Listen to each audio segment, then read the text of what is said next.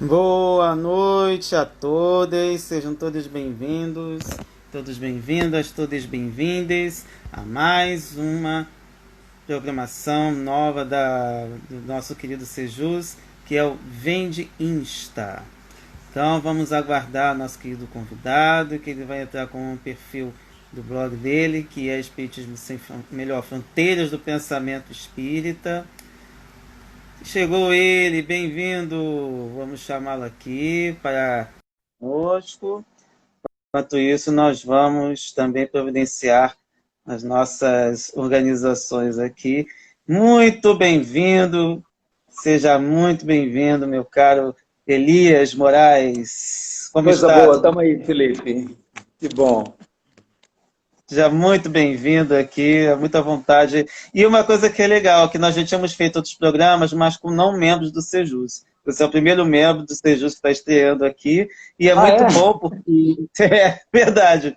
E a ideia era trazer outros membros também, mas por conta de agenda a gente teve que reorganizar tudo. Mas é bom porque acaba abrindo espaço para todo mundo, a gente também conversar com outras pessoas, não só ficar entre É, a uai, isso é gente, bom. e aí a gente traz outras pessoas também. E aí, Que bom. como está? Tudo bem? Depois de Graças a Deus. tantas lives, sábado, live domingo, agora live segunda. Rapaz, agora virou festa das lives, né? Nossa Senhora, divertido, viu? Não Muito é intenso, verdade? mas tá bom, tá ótimo. Com certeza. Deixa eu chamar algumas pessoas, que outras pessoas interessadas para participar também, mas já vamos começando. Aquela coisa de sempre, né? Que a ideia é a gente fazer um bate-papo mais informal e, ao mesmo tempo, trazer alguns aspectos da visão progressista que a gente traz a partir do Sejus. E aí eu queria saber uma coisa, como é que você ingressou no movimento espírita? Ah, como é que eu me iniciei? Reencarnando. Maravilha! Reencarnando. Eu nasci em Perfeito. família espírita, rapaz. Se tem uma coisa que eu não tive o gostinho, foi dessa mudança, porque eu ouço as pessoas falarem assim, eu morro de inveja. A pessoa fala assim, nossa, eu conheci aquilo, para mim foi uma mudança. Eu falo, oh, inveja, eu não sei o que é isso, eu já nasci em família espírita, sabe? Então, meu amigo, Uhum. foi de bebê indo para o centro espírita carregado no colo. Então podemos Então, assim, dizer para que mim, você não entrou no movimento espírita, o movimento espírita te colocou para o mundo, né, me basicamente. colocou para o mundo, ele que me trouxe para o planeta Terra, assim. Agora tem um detalhe interessante, né? A minha vida, assim, de estudo espírita, eu acho que é interessante voltar no tempo um pouquinho nesse sentido, porque uma coisa é a gente estar dentro do movimento espírita, outra coisa é a gente viver ele, né? Então, É, assim, viver eu sempre vivi, mas estudar, eu me lembro que o primeiro livro que eu realmente peguei para ler, assim, foi Sinal Verde do André Luiz, sabe? Eu ia viajar e comprei ele e levei para eu ler. Então, assim, nessa época eu devia ter 18, 19 anos, aí eu comecei a me interessar por estudar espiritismo, né? Aí eu peguei a obra de Kardec para enfrentar, assim, de bruço, né? E Livro dos Espíritos, começando por ele. Aí eu fui lendo Kardec, mas eu gostava muito de ler também Emmanuel e André Luiz, sabe? Então foi uma leitura que foi me enriquecendo. Aí depois eu peguei a coleção Os Pensadores, ali pelos 22 anos. Então, assim, então foi mais adulto que eu comecei a estudar Espiritismo. Né? A infância e a juventude é da lerdice mesmo, né? Não, não estudei, mas foi bom. Depois eu comecei a estudar e sim começou a fazer diferença, né? porque eu já encontrei algumas pessoas que vieram de mocidade também falando sobre querer fazer o EJA, querer se aprofundar, então a gente vai entendendo que enfim, o espiritismo a gente nunca para de estudar, né? A gente se Não. surpreende também, especialmente nesse contato com outras pessoas, com outros estudiosos. Então a gente vai aprendendo muito com tudo que aparece, né? Registrar a presença de Vera Calarese, não sei se é assim que se menciona. Bem-vinda. E seja mais quem aparecer também, porque aí esse vídeo também vai ficar disponível depois, a gente depois vai colocar no YouTube. Então a gente vai ter a oportunidade de trazer alguns pontos muito interessantes.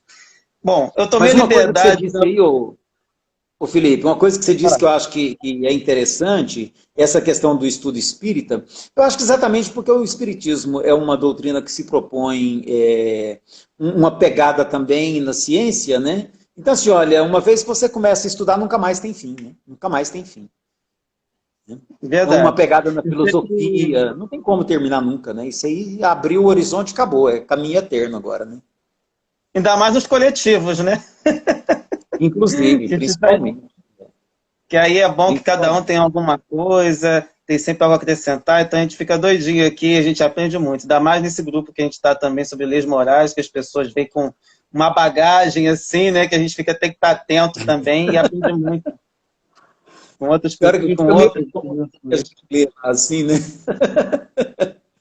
É Isso isso acaba mesmo. acontecendo no Sejus também, né? Porque cada um traz a sua formação. A gente teve um debate bom nesses 2 últimos dias também, tratando de Muito pureza rico. doutrinária, Preço né? Que foi doutrinário. polêmico, mas foi muito bom porque todo mundo se respeitou ali, todo mundo soube se colocar no lugar e a gente conseguiu passar por mais uma polêmica sem problemas.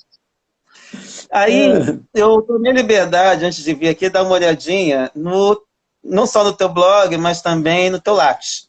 E aí eu vi que você Assim, tinha tido também a formação de administração de empresas e também de sociologia.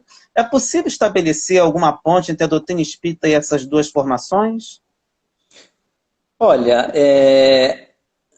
deixa eu ver aqui. Eu acho que a doutrina espírita, desde o empenho do nosso professor Hipólito lá no século XIX, a proposta dele é que a doutrina espírita consiga dialogar com todas as correntes de pensamento, né? Eu acho que a ideia que era meio ousado, talvez até um tanto atrevido, né, de propor tanta abertura, tamanha abertura.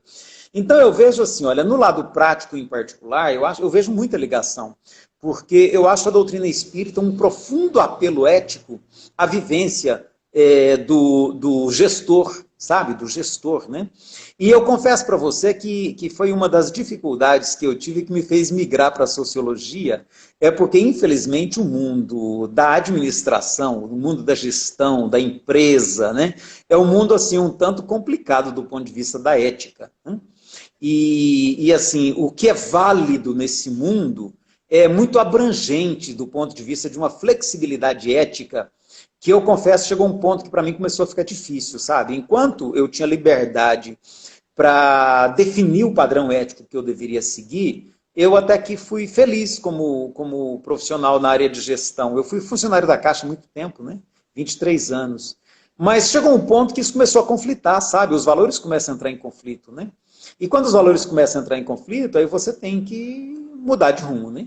Então foi daí a mudança para a sociologia, que eu achei que era uma área mais ciência mesmo, e que tinha uma correlação muito grande com a administração de empresas também. Muitos dos pesquisadores da administração eram sociólogos, psicólogos, antropólogos, né? Então foi uma área que eu vi afinidade e que me despertava interesse pelo lado espírita também. Aí eu já puxei o meu mestrado para a área de sociologia, né? Fui para a sociologia do trabalho que tinha uma possibilidade, fiz um estudo que foi até gostoso de fazer, e aí eu me dediquei mais à sociologia e hoje é a área do meu interesse e a área pela qual eu me identifico é a sociologia, né? A administração ficou com uma gostosa experiência do passado. Entendi. Eu também tive uma experiência meio traumática com a administração, porque eu fui diretor de escola, e realmente é uma área que a gente tem que ter muito, não de sangue frio, mas a gente tem que realmente ter muito cuidado, porque a gente é testado o tempo todo, especialmente na Tempo, parte ética mesmo. tempo. E, e vamos ser bem sinceros, você como sociólogo pode dizer também, né? Lidar com gente sempre dá trabalho, né? Olha, na verdade, eu não sei, eu gosto muito de lidar com gente. Então eu não tenho esse problema não, sabe? Eu gosto muito, eu me sinto realizado lidando com pessoas, né? Mas o que eu vejo não é tanto o lidar com gente, é lidar com o mundo dos negócios. O lidar com o mundo Hum, dos negócios é desafiador, porque aí surge de tudo. E a hora que parece que quando o dinheiro entra na frente, parece que a razão obnubila, né? As pessoas perdem um pouco do senso de limite. Por exemplo, na Caixa eu tinha que estar muito atento às pessoas que propunham coisas que eu sabia que eu não podia atender, né? Depois, como empresário, eu fui empresário por 2 vezes, né? Então você tem situações assim também de desafios éticos complicados que você tem que administrar e saber administrar, né? Então, eu confesso para você que eu dei graças a Deus quando completou o tempo de aposentadoria do INSS, que eu falei assim, ó, deixa eu parar o que eu vivi até hoje eu vivi, o que eu não vivi, agora eu vou me dedicar exclusivamente à atividade espírita, porque aqui eu não tenho muito conflito ético, embora tenha alguns ainda, né? Por incrível que pareça, né?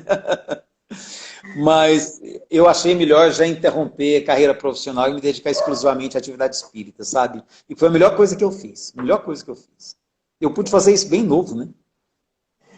Isso é bom também. E isso, eu reparo que a gente fica mais à vontade depois que a gente conclui nessa parte profissional e a gente passa a se dedicar ao que a gente gosta. É o que E a a gente gente gosta. que é amigo de livro, né, amigo de estudo, né, esses debates realmente enriquecem muito. A gente Nossa, parte para cara. um outro patamar. Não, agora eu posso estudar, né? Agora eu posso É, estudar. Até então eu tinha que selecionar muito o que, que eu lia, o que, que eu não lia, né? A que eu me dedicava, porque o tempo é escasso. Agora hoje não, hoje eu tenho todo o tempo livre para eu estudar o que eu quiser. Aliás, foi daí, né, que eu tive a oportunidade de realmente começar um estudo muito melhor de espiritismo, que até então eu não tinha podido fazer com a profundidade que eu estou fazendo hoje, né? verdade. Deixa eu te perguntar, uma coisa que me chamou a atenção, várias vezes que você pôde colocar, foi o trabalho na fraternidade, que você fala muito da questão das classes populares. Eu queria saber como é que é esse trabalho, em que, pelo que eu percebi, é um pouco diferente naquilo que eu chamei de apartheid, naquele aniversário de Sejus, que muitas vezes ocorre nas casas espíritas, em que você tem um dia dos assistidos e outro dia para quem é da classe mais abastada. E Lá pelo que eu de lá. entendi, não tem isso, né? Parece que é todo mundo junto. E eu queria saber como é que funciona isso. Olha, a gente teve a felicidade de começar isso lá, assim, num grupo pequeno e muito bem identificado, e a gente discutiu muito no início, né? Então a gente já tinha alguns pontos de vista formulados. Eu acho que desde cedo eu consegui ter colegas, né? Eu toda a vida fui amigo do Luiz Signatis, da Ângela Moraes. A Ângela Moraes tem até meu sobrenome, embora não seja minha irmã, né? Então, são pessoas que toda a vida tiveram uma visão muito crítica. Então, a área de administração de empresas é uma área que tem uma pouquíssima visão crítica do ponto de vista social. Né? Pelo contrário, faz-se vista grossa a muitas questões porque acaba que a ideia voltada para o lucro, para o resultado, para o negócio é muito mais forte. Então, mas graças a Deus eu tive amigos que desde o início me ajudaram a estar vendo as coisas criticamente. Né? Então, quando a gente começou na fraternidade, lá era assim, lá foi o governo de Goiás construiu 1.000 casas e retirou as famílias das regiões de invasão de Goiânia e colocou todo mundo nessas 1.000 casas. Então foi assim uma situação, e 1.000 casas extremamente precárias. Eu não tenho nem como te descrever, porque eram feitas de placa de muro. Então, assim, casas Nossa, precárias, sem água encanada, não tinha banheiro, não tinha nada. Era um quarto, uma sala, um quarto e uma pequena cozinha. Era isso. Eram 3 cômodos, um deles muito precário, a cozinha, né? E eles colocaram essas 1.000 famílias lá dentro, tirando de tudo quanto é invasão de Goiânia. Então foi uma situação assim extremamente, eu diria assim, degradante, sabe? Muito complicada. Mas para essas pessoas, por incrível que pareça, ficaram gratos e felizes e votam no Iris Rezende até hoje. Então, nessa época, a gente teve que decidir como a gente trabalharia. Né? A velha receita de assistência social lá era impossível. Eu não tinha a menor condição de levar 1.000 cestas por mês. Né? Então, a gente resolveu, e aí a gente também já tinha uma visão crítica disso. Então, a gente definiu o seguinte, olha, nós não vamos trabalhar fazendo nada para a comunidade, nós vamos fazer com a comunidade. Então, esse para e com mudou tudo para nós. Né? Então, assim, todas as nossas reuniões eram abertas para toda a comunidade, a gente procurava envolver a comunidade desde o início, e foi isso que nos salvou. Porque a gente já foi crescendo junto com a comunidade, sabe? Então, hoje nós temos assim, hoje a maior parte das pessoas são todas da comunidade, né? Aí alguns foram mudando de lá e continuam participando. Então tem muita gente que não mora lá hoje mais, mas que é de lá, tem o pé no chão lá, né? Então isso nos deu uma muito legal. proximidade muito grande com a comunidade, sabe? E embora a gente não fosse originalmente de lá, mas a gente acabou ficando mais de lá do que daqui, né? Hoje eu falo para a Iracilda, se for para a gente envelhecer mais perto da fraternidade, é melhor a gente estar morando lá mais perto do que como a gente está hoje, né? Então a gente hoje tem uma relação muito boa dentro da comunidade. A comunidade é a nossa comunidade mesmo, né? Então tem essa coisa que, assim, que não é um trabalho para eles, é um trabalho com eles mesmo. Sábado que vem nós vamos ter uma reunião online para a gente decidir como fica a questão do retorno às atividades, né? E é todo mundo junto. Nossa, que maravilha. Porque exatamente o que me chamou a atenção é exatamente isso. Todo mundo junto, todo mundo realiza esses trabalhos, não tem diferença, pelo que eu pude perceber, né? Então, temos palestrantes também, que sejam das classes populares, juntos aí na Todo mundo, fraternidade. todo mundo. E é Vamos interessante, para Felipe, tudo. tem um detalhe interessante também, que eu acho assim, que quando você se coloca todo mundo no mesmo nível, é muito interessante a troca que acontece de valores. Então, por exemplo, como a gente toda a vida fez questão de estudar, de fazer faculdade, depois eu fui fazer mestrado, então parece que como a gente está vivendo todo mundo junto, parece que isso aí passa a ser algo assim comum, que as pessoas todas entendem que o normal é isso, né? Então, na nossa casa, por exemplo, é muito comum todo mundo querer fazer faculdade, todo mundo querer seguir carreira, sabe, especialização, né? O Fernando que cresceu lá com a gente de criança, né? O Fernando, ele já fez doutorado e com muito sucesso, apresentando o trabalho dele em vários locais do Brasil. Então, assim, para nós todos é motivo de muito orgulho, né? Ele foi o nosso diretor-geral agora, na última gestão. Né? E foi menino que cresceu lá com a gente, a Celita. A Celita já foi nossa diretora-geral lá num tempo atrás, que foi das primeiras crianças que participaram dos nossos programas lá de geração de renda. Né? Então, assim, a vida é muito todo mundo junto mesmo, sabe? Nossa diretoria sempre foi com todo mundo junto, sabe? Toda a vida. Né? Tem vários palestrantes que são então, assim, essa diferença eu não consigo nem conversar sobre ela, porque ela realmente, para nós, ela não faz sentido. É aquela situação, quando a gente está numa outra casa que tem uma realidade dessa de apartheid, aí realmente é uma coisa diferente, quando a gente não está, né, numa situação que aí a gente até quando a gente chega e vê que tem essa diferença. Na A gente casa na casa que eu frequento, no geral, o que o pessoal comenta é por conta da localidade, que realmente nós temos um problema sério de transporte. E a casa fica realmente numa área considerada mais nobre da cidade. Em outras, e tanto que havia uma preocupação por parte do Conselho Espírita Unificado de lá, de criar uma casa espírita dentro do bairro popular. Apesar de já haver um trabalho lá, ocorre algumas coisas, aulas de evangelização e cursos profissionalizantes, mas é diferente de você ter simplesmente uma abertura como essa, né? No caso, como a comunidade se formou junto à própria casa, né? Então vocês, digamos assim, cresceram juntos. Então essa história mostra essa diferença de você estar na localidade e a outra coisa é você querer que a comunidade venha até você, o que às vezes acontece muito nos templos, no geral, que trabalham especialmente com as classes populares. Isso é muito interessante mesmo. Agora, mudando um pouquinho de alhos para bugalhos, queria te perguntar, eu até vi que você tinha dois blogs, um mais antigo, né, falando sobre a questão da proibição de propagandas de bebida alcoólica. bebida alcoólica e fronteiras do pensamento espírita. Como é que foi essa ideia de trazer essa ideia primeiro, a questão da formação do pensamento espírita, no caso? Fronteiras do pensamento espírita. Olha, eu confesso a você que de algum tempo para cá tem me incomodado, sabe, algumas posições assumidas. Basicamente foi depois que eu fiz o mestrado em sociologia, me ampliou muito o olhar, né? Me ampliou muito o olhar.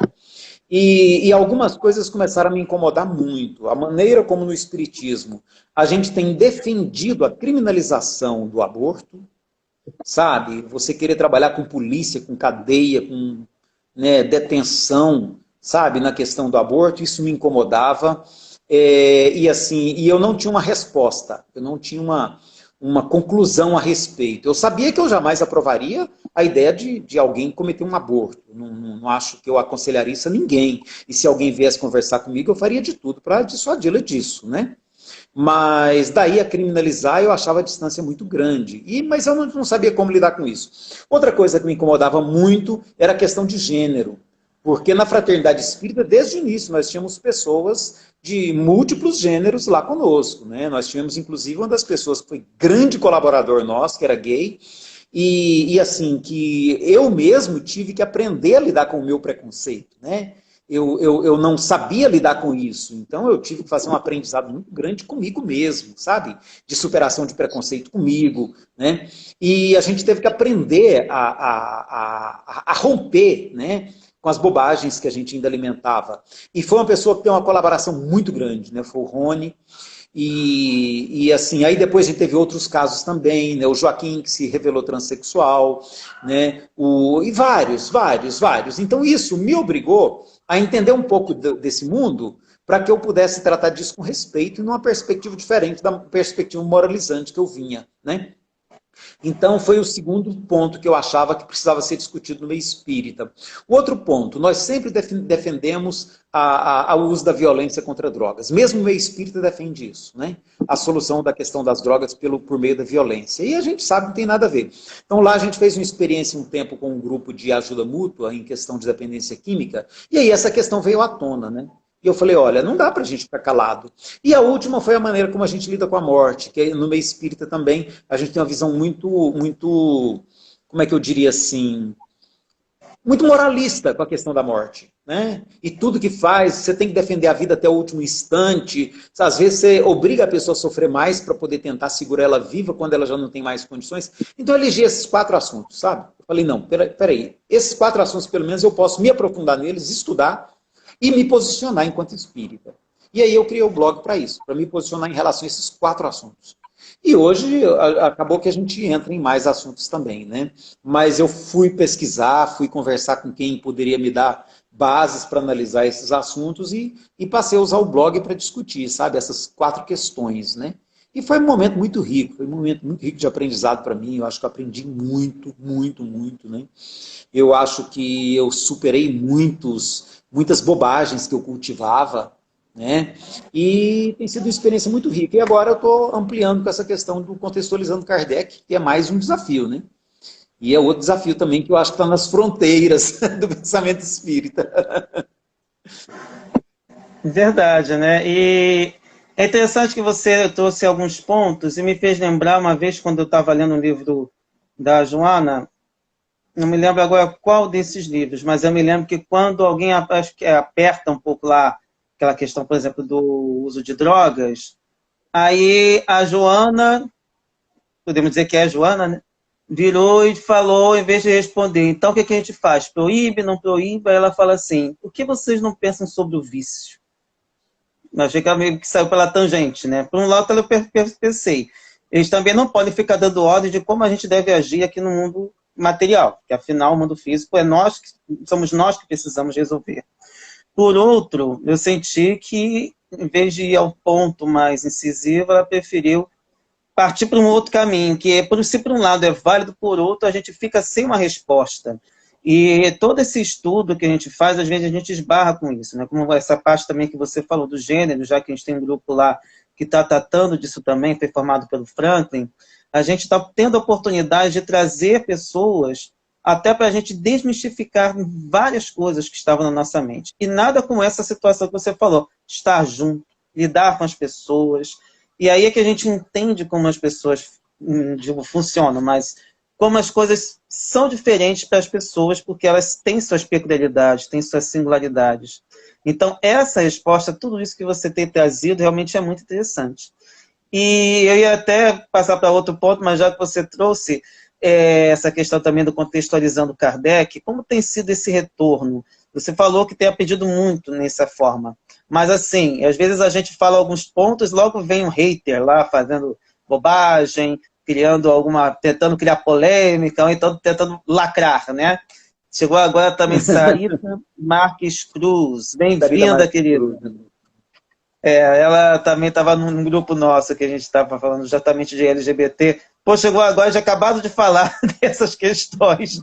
Mas aí, eu ia perguntar exatamente como tem sido esse retorno. Porque por mais gente que está nessa trincheira, no geral, lá, tio Elias maravilhoso aí. É a Sara! Ah, meu Deus! Que bom! Esse mundo é pequeno. Verdade. Aí, pois é, deixa eu te falar, deixa eu comentar com você então essa questão do Contextualizando Kardec, né? Essa questão me incomoda há muito tempo, na verdade, há muito tempo, bem mais do que o restante, né? Porque eu me lembro, ainda era garoto ainda, eu comecei um curso de física na Federal que eu não tive como concluir por questões de ordem familiar. Mas eu sempre fui apaixonado por física. E na época eu me lembro que eu era coordenador de estudos na Mocidade e estudante de física na Universidade Federal. Então eu me lembro que naquela época eu já estranhava algumas abordagens ali do início do Livro dos Espíritos, a questão do fluido cósmico universal, de princípio vital, né? Fluido animalizado, aquelas coisas, eu olhava assim e falava, gente, como, né? E eu olhava, estranhava e tentava correlacionar e não achava. Então, desde essa época, eu já me incomodo um pouquinho com essas abordagens. E a coisa vem com o tempo, e você vem estudando. Toda a vida eu ministrei curso na Fraternidade de livro de Kardec. Né? A gente toda a vida estudou Kardec lá na Fraternidade. Né? Ah, as pessoas são simples, ótimo, e o Livro dos Espíritos é extremamente simples. Não tem mistério para você discutir com alguém que ajuda. Né? Então a gente sempre estudou, e eu sempre trabalhei nesses grupos de estudo. Então, assim, eu passei o Livro dos Espíritos muitas vezes, né? Eu passei o Evangelho muitas vezes, o Livro dos Médiuns muitas vezes. E aí, assim, de vez em quando você esbarra num ponto e falava, mas como assim, né? E aí você chega num ponto, então essa coisa vinha incomodando de muito tempo. Então, desde que eu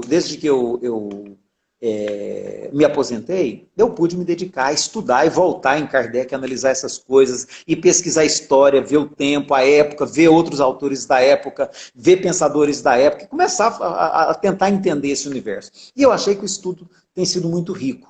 Então, de 2 anos para cá, 3 anos para cá, eu decidi que eu ia publicar. Né? E venho trabalhando na escrita disso.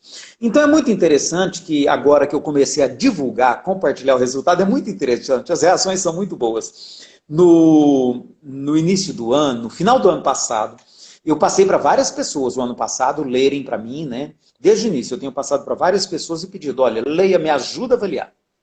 Né? Eu acho que é muito delicado, é muito perigoso, é um terreno muito movediço e que eu preciso ter muito cuidado. Eu passei para várias pessoas pedindo que me ajudassem a avaliar criticamente. Uma gratidão que eu tenho é pela Laísa, que é a nossa colega do grupo de estudo das leis morais também. Né?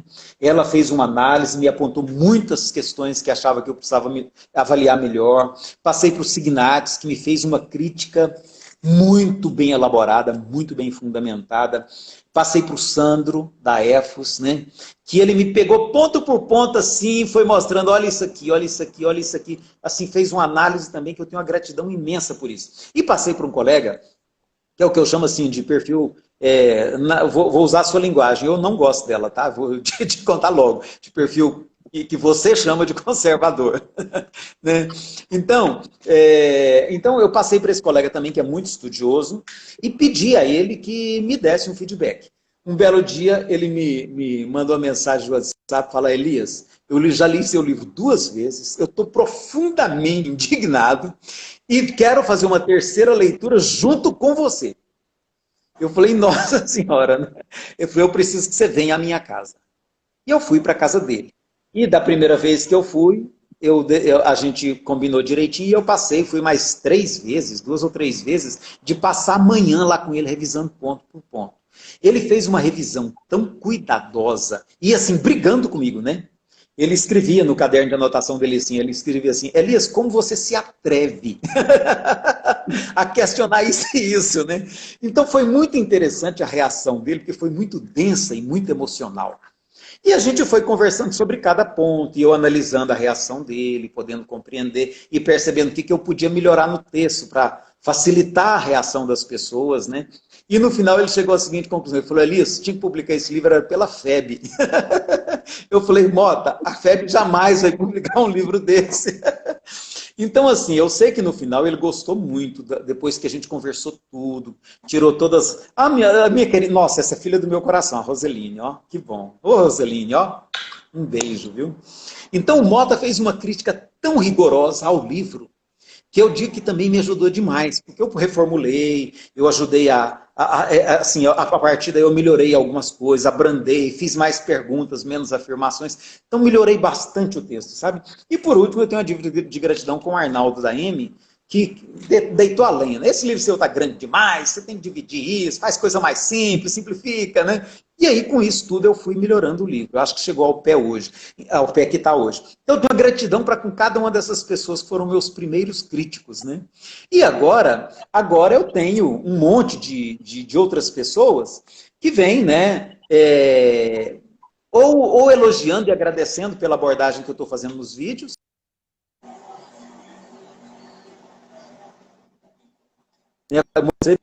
Alô? A gente não tem que ficar emocionado, né? Então, eu recebi um feedback lindo de alguém dizendo que, graças aos vídeos que ele tem visto, ele está conseguindo se identificar novamente com o Espiritismo. Então, tem muita gente que estava desiludida do Espiritismo e que está percebendo hoje, que é possível ser espírita e ser racional, né? Então, tem sido um feedback muito bom. Tem outros amigos que falam, Elias, por favor, não me mande mais seus vídeos. Eu trato com todo respeito, com todo carinho, não tem problema, eu sei que são ideias difíceis de serem processadas. Foi difícil para mim no começo, né? Admitir que Kardec tinha errado em alguma coisa no início não foi fácil. Depois entender que São Luís não era tão superior quanto eu imaginava não foi fácil, né? Então, assim, e hoje, quando eu começo a discutir isso com as pessoas, eu tenho que entender que essa reação é naturalíssima, né? E eu vou com toda tranquilidade, vamos conversar. Se quiser conversar, eu converso. Se não quiser, não tem problema, não tem, né? Não tem pressa. Eu não tenho pressa. Cada um no seu tempo vai pensar nisso, né? Então, está sendo uma experiência muito bonita e muito enriquecedora. As pessoas me mandam ajuda também, cooperação, me mandam material, e tem sido muito bom, sabe? Eu acho que meu sobrinho disse para mim, né? Meu sobrinho é o Saulo César. Ele falou, Elias, é o projeto da sua vida. Eu falei, é o projeto da minha vida. Muito bom. Deixa eu só saudar aqui. Entrou aqui o Juvan Souza Neto, nosso companheiro de Sejus também. Você viu o Juvan com a gente? Pô, beleza. Verdade. Roseline Line também, que você já tinha mencionado. Entrou também Maria de Batista e Sarita falando lá. São maravilhosos os seus vídeos. Então, pois realmente... que bom que você está gostando. Que bom. Entrou também agora a Alessandra Araújo, 735, bem-vinda. Quem quiser também deixar uma perguntinha aí, também pode falar.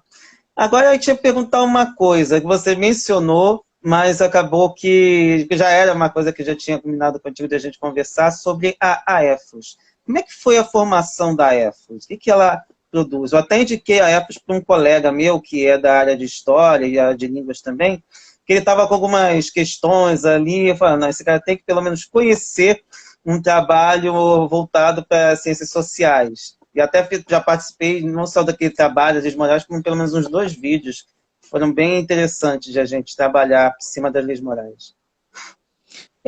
A EFOS foi o seguinte, a gente sempre sentiu falta, vou até te contar um negócio, o Congresso aqui de Goiás, os primeiros coordenadores dele, lá no início, né, eu, Luiz e Ângela participamos do início do Congresso Goiano, né? A gente começou aquilo lá, foi até assim, uma espécie de reação a um vazio que existia. A gente tinha uns eventos aqui periódicos de mocidade que foram esvaziando. Aí tinha os encontros da federação também que esvaziaram, não estava acontecendo. E aí a gente sentiu falta de um movimento que oferecesse espaço para discussão de ideias. Então foi quando a gente começou o congresso discutindo promoção social espírita. Na época eu era mais voltado para a área da promoção social espírita, que a gente estava começando a fraternidade na Vila Mutirão. Então esse assunto para mim era muito importante, né? Então na época eu cheguei até a ocupar um cargo de diretoria na federação, nessa área, e a gente sentia a necessidade de espaço para discussão, sabe? Discussão mais fundamentada do ponto de vista social.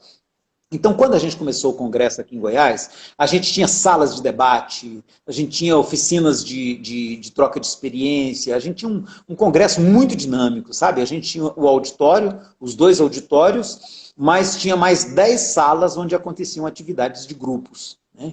Então a gente fez debates assim de pegar assuntos controvertidos como corrente magnética, chamar uma pessoa que defendia corrente magnética, outra pessoa que achava que não, colocar 2 de lá, 2 de cá e fazer um debate. Então a gente acreditava nesse modelo de diálogo no meio espírita, e a gente fez muito isso. A gente trouxe a Hervênia Prada para discutir as pesquisas que ela estava fazendo com espiritualidade nos animais, a espiritualidade dos animais, né? A gente trouxe o Otacílio Rangel para falar de física e espiritismo na abordagem atual. Então, assim, a gente queria muito fazer esse link entre ciência e espiritualidade, porque a gente sempre acreditou nisso. E com o tempo, a gente acabou tendo que se afastar da federação por algumas incompatibilidades, né? A gente foi convidado a se afastar, na verdade, né? E a gente teve que ficar ausente um tempo. E aí o Congresso perdeu essa característica, sabe? Virou um Congresso, assim, bem na linha autoajuda, né? E aí a gente está sentindo que esse espaço não foi ocupado. Até hoje, não tem um espaço para isso. Foi onde a gente, em 2017, achou por bem começar alguma coisa, a gente começou a se encontrar e achou que era melhor oficializar na forma de uma instituição, porque nos permitiria parceria com a universidade, né? E um trabalho mais voltado para o meio acadêmico. Então foi onde a gente decidiu fundar a associação, sabe? E tem sido uma experiência muito boa, porque a gente tem conseguido uma parceria boa. O Signac está na UFG, a Ângela também, o Signac está na UFG e na PUC. Aí, com isso, a gente consegue um pé na UFG e um pé na PUC. E a gente consegue boas parcerias para fazer estudo realmente acadêmico em cima da área de ciências humanas, de ciências sociais, de filosofia. Então, tem sido uma experiência muito boa. E a gente está fazendo questão de publicar esses trabalhos para que eles possam ser compartilhados com a comunidade. Então, você tem um pé no meio científico, que é muito importante que a academia comece a perceber o espiritismo, né? E você tem um pé no meio espírita que as pessoas percebem que a gente também pode fazer ciência. Então tem sido uma experiência muito boa, está completando 3 anos, né? 3 anos, 3 anos. E tem sido muito bom. Já é o 3º fórum que nós estamos promovendo, Fórum Social Espírita, parece que esse nome pegou, né? Todo mundo faz Fórum Social Espírita agora, e eu acho isso maravilhoso, porque o nome é bom, né? Então a gente está fazendo agora em parceria. E só que eu estou me lembrando que dos capítulos que a gente vai estudar no Sejus, fazendo aqui um spoilerzinho, várias das entidades federativas têm o nome de União Social Espírita, né? Ah, sim, apesar de não ter um caráter exatamente socialista, na verdade, é muito longe disso. Mas a ideia é sempre trazer essa coisa de você ter uma união social, com a própria USE, né, de São Paulo. Exatamente. E aí é um ponto interessante. Mas essa parte da ciência realmente é um ponto que é um pouco delicado, né? A gente tem basicamente, no Brasil, mais conhecido acaba sendo a Associação Médico Espírita, mas a gente tem associação de juristas, agora tem associações de física também, mas essa parte das ciências sociais, eu acho que sempre é importante a gente tentar chamar, porque, inclusive, eu acho que perante outras ciências, ela é meio desconsiderada. Eu digo isso porque eu sou da área de linguística. Assim como a psicologia sofre um preconceito, porque não é uma ciência exata, né? A hora que você entra para comportamento humano, você não tem como trabalhar com as mesmas ferramentas que um físico trabalha, que um químico trabalha. Então, você não tem como trabalhar com a mesma ferramenta. E aí está uma discussão boa no campo da epistemologia, que é a questão da validação dos métodos. E isso tem sido uma discussão assim, complicada, porque o meio das ciências mais exatas ignora as ciências humanas e sociais. Ignoram. Até a gente teve aqui um caso de pessoa debochando, né, da EFOS, porque ele entendeu que a gente estaria trabalhando com áreas que não são ciência. Né? Então, assim, a gente silencia e deixa, vamos continuar. Né? Eu espero que ele consiga apresentar soluções para os problemas humanos, fazendo apenas cálculos de engenharia, porque ele é engenheiro. Né? Eu não sei se ele vai conseguir solução para os problemas humanos com cálculo de engenharia. Então, assim, a gente vai caminhando. E eu acho que o nosso desafio hoje é conquistar espaço para o debate social no meio espírita. Porque o meio espírita tem uma forte influência dos militares, né? Porque militar toda a vida aposentou cedo. E aí os militares, que são espíritas, vão se dedicar ao espiritismo e traz para dentro do espiritismo toda a sua cultura militar, né? É um estudo bom no campo da sociologia das profissões. Ele traz para dentro do espiritismo a sua cultura militar. Você tem também um grande grupo, que é o segmento médico, que o espiritismo no Brasil é uma religião de elite. E a elite, grande parte dos médicos. Né? Então você tem uma grande parte de médicos e de juristas. Juízes que também aposentam e se dedicam ao espiritismo. Então, com isso, você tem essas áreas que são muito avessas às ciências sociais e humanas. Né? E a própria filosofia. Então, o que acontece? Eles não reconhecem os estudos das ciências sociais. E aí a gente tem que fazer um grande trabalho de de validação, né, de validação de uma abordagem sociológica, de uma abordagem antropológica. Nós temos mesmo no meio nosso, nós temos, por exemplo, um colega que questionou esses dias, falou assim, com que base você acha que a antropologia vai poder contribuir com o espiritismo? Falei, ficou difícil. Ficou difícil. Né? Se a gente não souber reconhecer os méritos da antropologia, aí a gente não vai entender o significado de ciência que Kardec atribuía, né? É Então, logo acho que antropologia. eu acho que essa é a contribuição que a EFUS tem possibilitado a gente oferecer, sabe? Tem sido muito bom, muito rico, né? A universidade nos recebe muito bem. Né? Então, hoje o nosso fórum vai ser dentro do 10º Congresso Internacional de Ciência da Religião. Olha que coisa linda. Né? Eu vou estar apresentando lá um artigo sobre epistemologia, né? O colega aí comentou, né, de epistemologia. Vou discutir epistemologia, sabe? Para tratar da questão do espírito, que é uma questão epistemológica grave, complexa. Aí eu vou apresentar um artigo nesse sentido, mostrando como que a gente tem um abismo axiomático aí, que você não tem como ultrapassar ele quando se fala nessa questão, e que é por preconceito mesmo, né? Claro que lá eu vou ter que modular essas palavras, mas a gente vê que existe preconceito, né? Então tem sido muito rica a experiência da associação. A gente acaba tendo que adaptar por conta do meio. Deixa eu só então mencionar aqui. Olha, eu tenho que fazer parada, não adianta. Olha, Ana Maria Emos também entrou. Isso é coração do meu coração, gente. Muita gente boa aqui. Nossa Senhora. Vamos lá, continuando. Tá, só pegando as mensagens anteriores. A Sarita comentou: o congresso era maravilhoso, até na parte jovem tinha várias oficinas de discussão e de prática assistencial. O Otávio Cascais e a Ana Elizabeth, agora não sei se é Elizabeth Tullig, entrou também Keila Santana Borges, e Livre Pensadora, mandou a carinha com 2 corações. O Otávio falou, bem colocado, a epistemologia é fundamental. Aí entrou também aqui Agnes Vitória Rezende, dizendo top. Dia Moraes também mandou lá a carinha. Entrou também Sana Maria. Ana Maria Ah, sim, entendi agora. Tem pessoa que muda, né, coloca, inverte o nome antes do nome, tudo aí realmente é muito interessante. Aí eu queria já a gente retomar um pouquinho do que a gente falou no começo, de que forma que a abertura para as classes periféricas nas instituições espíritas ajudaria nessa implantação, já que o nosso foco no SEJUS é a justiça social, de que forma essa abertura poderia promover ou auxiliar nessa instalação, se é que a gente pode dizer assim, da justiça social no planeta? Felipe, essa questão eu acho ela assim delicada e complicada. Eu acho que a própria palavra, ela já mostra como que tem algum problema mais grave por trás disso. Quando a gente fala abertura, é sinal que está fechado, né? Porque aí, por exemplo, como a fraternidade tem essa especificidade, é interessante para casas que não têm essa abertura, ou não têm essa tradição, podemos dizer assim, não tem essa prática de trazer as classes populares para participar, como todo mundo, sem essa categorização. Eu acho importante para um recado para todo mundo, inclusive para nós, porque a gente discute muito entre nós, só que, inclusive, os nossos debates, tanto na EFUS quanto no SEJUS, são de alto nível, mas eu fico pensando como é que ficaria alguém que não tem, às vezes, nem o ensino fundamental ali. Né? Eu penso que o desafio é ao contrário. Eu penso que não é abertura para a sociedade, não. Eu acho que é a gente ir lá para o meio deles. Eu acho que a gente está precisando ir para o meio deles, construir casas espíritas lá no meio deles, e conviver lá, sabe, na realidade de cada ambiente desse, sabe, e a partir da realidade colocada ali, a gente ir construindo alternativas, construindo soluções. Porque não adianta a gente esperar, por exemplo, vou citar a casa que eu colaboro, mas que foi parte da minha formação, que foi a Federação Espírita. A gente sabe que toda a Federação Espírita, ela, de certo modo, é um centrão, né?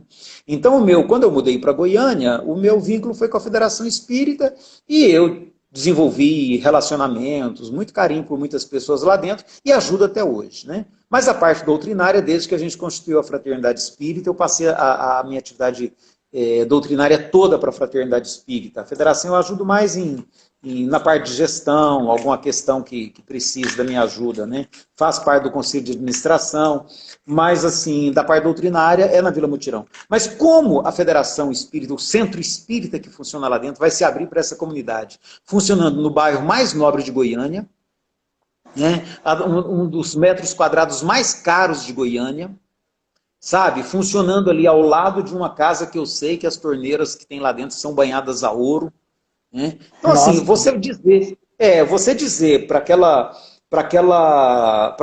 aquele grupo ali se abrir para a comunidade de bairros populares, né, de moradores dos bairros de periferia, da periferia de Goiânia, não vai fazer o menor sentido. Nem as pessoas vão sentir a vontade lá dentro. Então, o que eu penso é o seguinte, olha, eu acho que cada pessoa que tem como propósito contribuir de alguma maneira para a construção de um mundo socialmente mais justo, mais igualitário, eu acho que a gente tem que arregaçar as mangas e ir lá para a periferia, sabe? Ir lá para a periferia. Sabe? De boa, vamos lá construir um grupo pequeno, um grupo simples. O próprio Kardec recomendava, né, os grupos pequenos, os grupos mais singelos, porque ele achava que a possibilidade de convívio era mais próxima, sabe?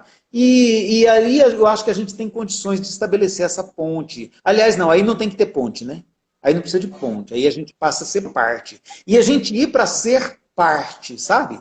Para ser parte, não para a gente dar uma de salvador da pátria, benfeitor da humanidade, porque isso não existe. Nós vamos descobrir que, na realidade, eu comentei isso na live de ontem, nós vamos descobrir que lá tem alguns espíritos nobres, sabe? Nobres, que a gente é que tem que aprender com eles. É a gente que tem que aprender com eles. Eu até fiz como meio brincadeira ontem, mas é verdade. Assim, olha, os espíritos mais nobres que vêm à Terra, eu acho que na hora que eles vão escolher a vaga para poder reencarnar aqui, eles ficam com tanta dó dos outros de ter que nascer pobrezinho nas vagas dos mais pobres assim, né? Eles falam, não, fulano, vai você para uma condição melhor, deixa que eu reencarno lá na situação mais difícil, que eu já estou acostumado, né? Porque a quantidade de almas nobres que a gente encontra, espíritos assim, sabe, que eu olho e falo, gente, é a gente que tem que se ajoelhar diante dessas pessoas, sabe, e pedir bênção para eles, porque são almas iluminadas. Quando eu falo numa Dona Andresa, numa Dona Maria Luzia, talvez, né, sabe, numa Dona Lindaura, né, numa Eliana, sabe? A gente vai olhando as pessoas assim, vai falando, gente, de onde essa pessoa tira força, estrutura moral para ser digna, para ser ética, para ser firme, numa condição tão adversa, né? E você olha assim e vê que eles estão ali firmes, dando conta, né? Então eu acho que a gente tem que ir até para a gente aprender um pouco, sabe? No lado espiritual. E quem sabe a gente contribui também com a outra perspectiva mais crítica de vida social e possa ajudar a formar uma nova mentalidade. Que eu também acho que a transformação social não vai sair só daí, né? Mas pelo menos isso nos ajuda a ter uma postura mais clara da questão social e atuar melhor dentro dela, eu penso. Sabe? Eu penso. Com certeza. Saudar aqui mais mensagens que chegaram. Sarita falando. Sem contar que todos os eventos são muito caros aqui. Não só aí. No geral, até um tempo atrás eu estava falando, a gente devia tudo ir para o webinar a partir de agora. Porque seminário é bom, mas é caro. A gente tem que alugar espaço. A melhor coisa é virar tudo webinar a partir de agora. A questão é todo mundo ter o banda larga, que é meio de complicado, né? Que aí, até porque aqui, daqui a pouco a gente está aqui hoje com cerca de 10 pessoas que eu vi que marcou aqui, mas às vezes, quando a gente vai ver, já 100 pessoas assistiram. Então, de qualquer forma, fica gravado, algo que antes não era possível. Vários pontos congressos acadêmicos dos quais a gente participou que não teve nenhum registro, muito mal, alguém que anotou alguma coisa, só ficaram fotos, e hoje a gente tem a oportunidade de deixar tudo online para todo mundo ver. Então a gente tem umas possibilidades muito interessantes a partir de agora também. A Livre Pensadora, nossa querida Ana Cláudia Laurindo, também lá do Sejus, vivência sem ela que é a Livre Pensadora? Que bom! O povo segue com seu ritmo próprio. Nós temos que chegar devagar até as pessoas. A Agnes Vitória também comentou, verdade, Elias. Aí ela comentou, olha, saudações Felipe Elias, de Ana Cláudia Laurindo, com amor. Aqui a Agnes Vitória também comentou. Outra verdade, por isso a solidariedade é mais presente, onde há escassez. Quanto menos tem, mais solidários. E é verdade. Tem uma colega que ela trabalhou em Brasília e ela fez parte de um movimento de campanha do quilo, e ela foi orientada a ir trabalhar, pedir ajuda também em lugares mais de comunidade mesmo. E aí, quando ela chegou, foi justamente da parte das pessoas populares que houve maior doação, porque assim, está sobrando aqui em casa, então vou doar para outra pessoa que também está precisando. Então é muito interessante haver essa experiência, mas uma coisa que estava meio... Então, vou dizer Não, que me tocar...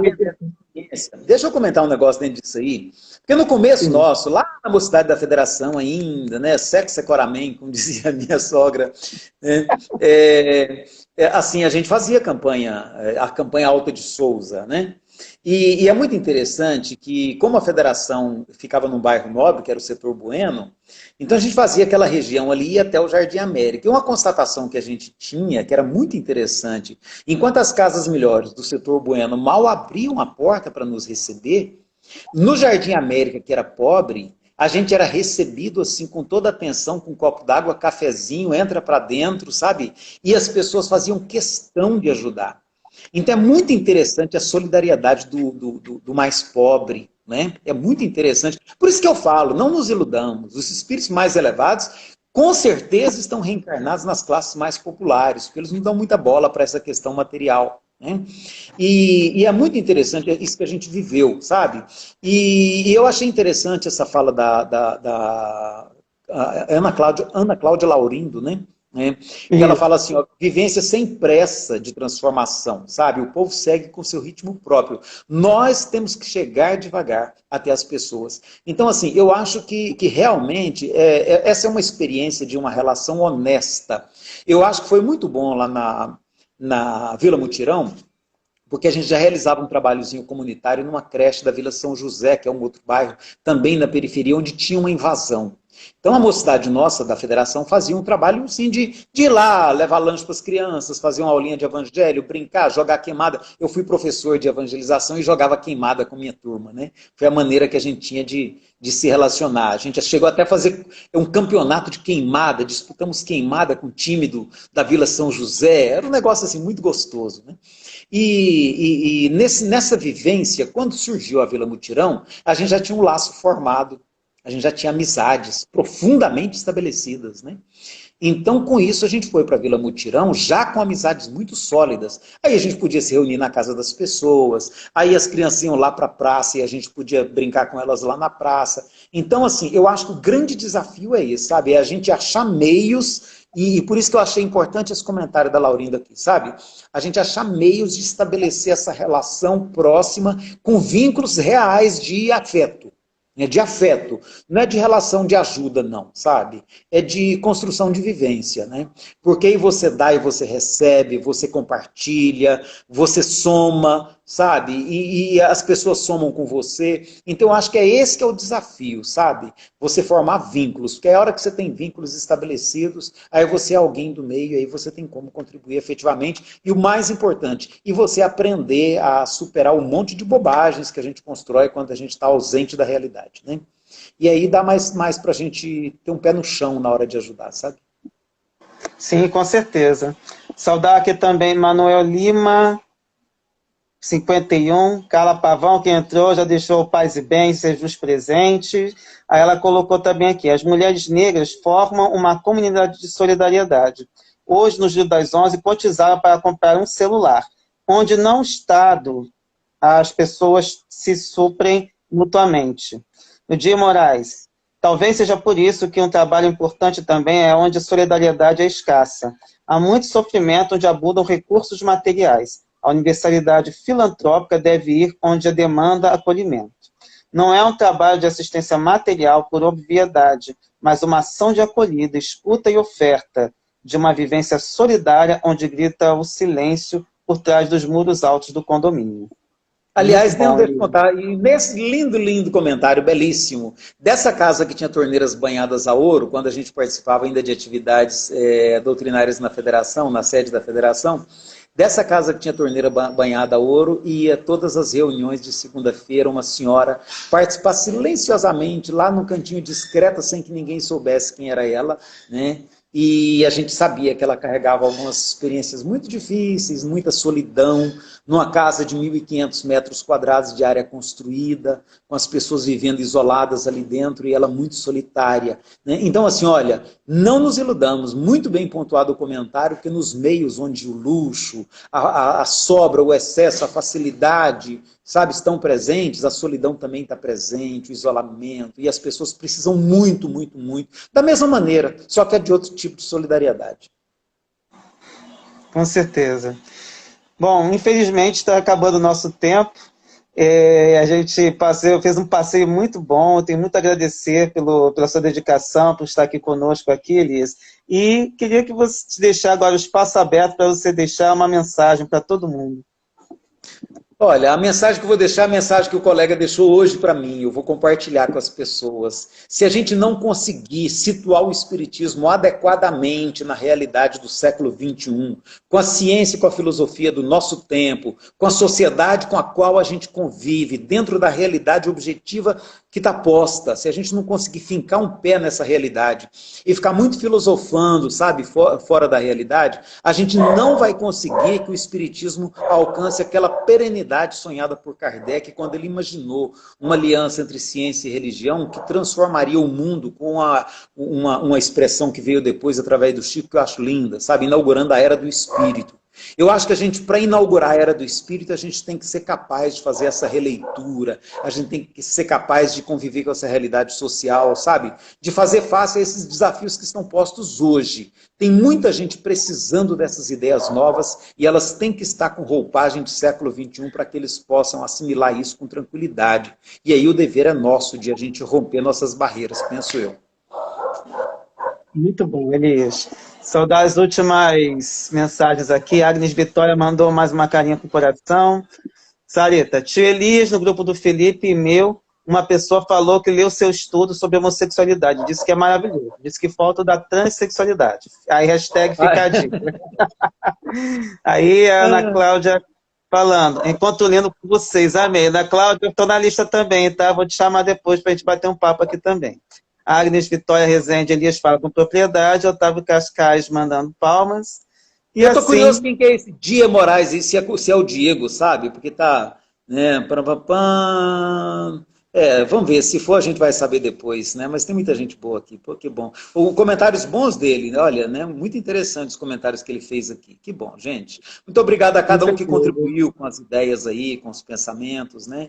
Foi muito bom. Aprendo muito também com esses feedbacks, né? A gente aprende muito. Saudar também o Somos, underline Espiritismo, que chegou agora também no finalzinho. Quem não pegou desde o início, tem oportunidade, vai ficar salvo no IGTV aqui do Sejus. E fique à vontade para acompanhar não somente o Sejus, como também o Fronteiras do Pensamento Espírita, do Elias, e todo o trabalho que ele tem feito e em diversos lugares. Com o trabalho lindo que está sendo feito, né? Com certeza, o Paz e Bem, que toda terça aqui a gente divulga também, para quarta-feira estarmos lá, terça-feira a gente tem também a live do Sejus, a gente está tratando do livro No Princípio era o Verbo, da Célia Graça Ribas, e às sextas-feiras estamos começando um trabalho experimental no Facebook, que é fazer uma análise de conjuntura, utilizando a parte do Sejus,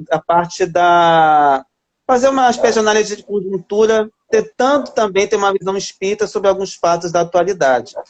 Foi um trabalho experimental no início. Vamos ver como vão ser os próximos passos, mas a ideia é fazer um debate com quem estiver presente. E esperamos que nunca tenha mensagem de ódio, porque a gente aqui tem a mensagem do amor, do acolhimento e, é claro, do pensamento crítico. Sem isso, a gente não pode seguir. Vou ver mais umas coisas aqui. Otávio Cascais agradecendo. Somos Espiritismo, que pena, mas vai estar aqui. Pode comentar também, pode participar também de nossos estudos.